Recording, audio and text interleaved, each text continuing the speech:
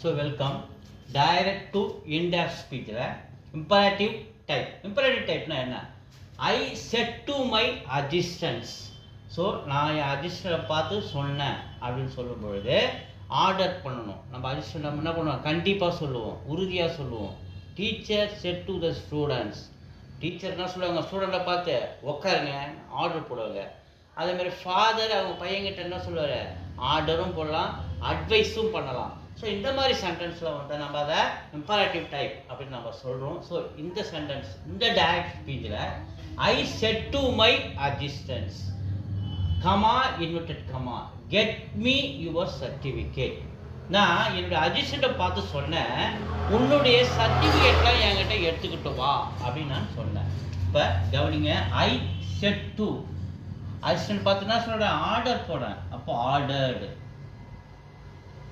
I ordered my assistant, comma invert comma எடுத்துட்டு இங்கே கன்ஜெக்ஷனோட என்ன பண்ணணும்?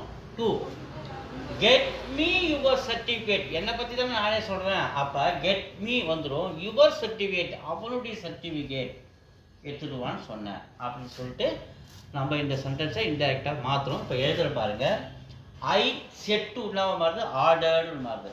ஐ ordered my assistance, comma invert comma எடுத்துட்டு கண்டிஷனோட என்னது? To get me your is certificate, அவனுடைய சர்டிஃபிகேட், அவருடைய சர்டிஃபிகேட்டை எடுத்துட்டு வான்னு சொன்னேன்.